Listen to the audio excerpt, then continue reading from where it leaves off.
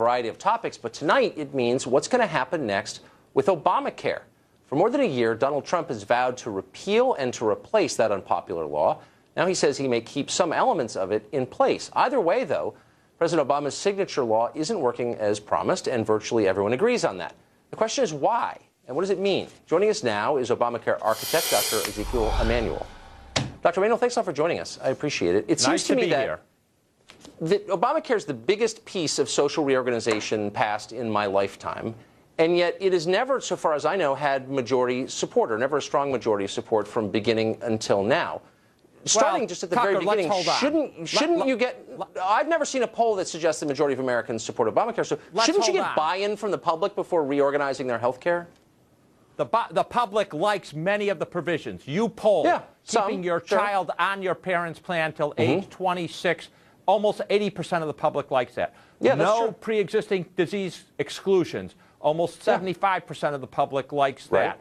Closing the donut hole for Medicare beneficiaries. 75% of the people like that. You're right. I'm very aware of that. But the only provision... Shouldn't you get people to buy in first? Wait, did you ask me a question? I'm answering the question. Yes. Okay, so let me answer the question, please. A little respect. Go ahead. The only provision that scores under 50% is the mandate, and people haven't understood that if you want no pre-existing disease condition exclusion, you have to have a mandate. Those are inextricably linked. So the public, of course, would like their cake and eat it too, but you cannot have both of those. Before you continue to patronize the public, let me just make one thing really clear. So the poorest segment of our society is young people. In fact, this generation is the poorest generation of its age in 3 generations. They're the poorest. And yet we're forcing them to buy into the system to subsidize the health care of the old and the sick, who are also the richest segment of our population. Why is that fair, and why would you expect them to like it? Well, first of all, young kids are subsidized in the Obamacare plan. If they don't make above 100% of poverty, they go on Medicaid and they get almost cost-free health care. And if they are on the low end of income, they are very heavily subsidized to get health insurance. They're not spending a lot of money for peace of mind and protection. And I think that is a good deal. One of the reasons I'm so passionate... But they don't think it's a good deal, Tucker, are you going to let me finish the mic? Well, one of the reasons I'm so passionate about health care reform... They don't seem to think it's a good deal. That's why you're trying to force them to do it, right? Am I missing something? I just trying to get a straight answer from you. You're trying to force them to do something they don't want to do. You're telling them it's a good deal, but they don't believe it's a good deal. Why don't they believe that? And a lot of them haven't explored what the deal is. They've heard your rhetoric that it's not a good deal, and they haven't actually seen. Most of them, if they're not earning a lot of money... So you're saying that I've convinced people that Obamacare isn't as great as it really is? Is that what you're saying? Oh, there's certainly been a lot of very bad rhetoric and very bad attacks on it, rather than give it its fair shake. Are you going to blame right-wing talk radio? I do think we can actually make the deal better. I've made proposals out there how to adjust it. You know, if you were a business and you launched a major initiative, you would revise it as unintended consequences occur, as you see that there are problems.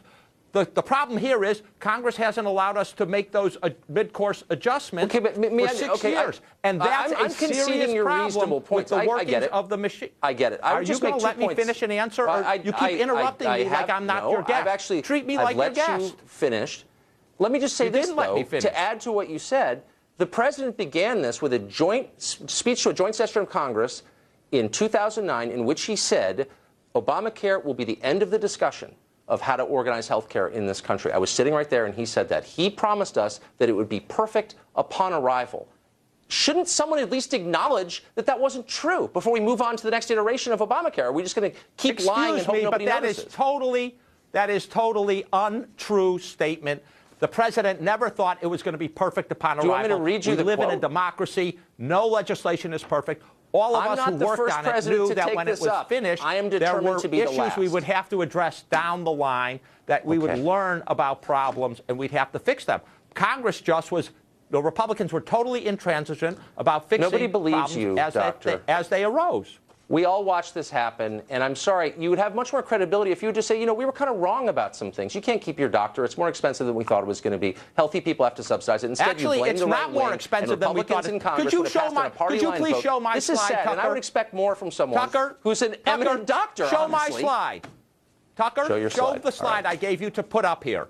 Okay. Are you showing the I'm slide? sorry, there's your slide right there. But it doesn't mask your demagoguery, doctor. And you just blame the Republicans who had not one thing to do with this legislation, as you know, and you discredit yourself by doing that. And I'm trying to take you seriously. They had a lot to do with it by their making it negative hard. non-helpfulness. Okay, on that graph, I'm sorry. it shows you Right. what healthcare inflation has been, and the fact that healthcare inflation has come way down because of, partially because of Obamacare.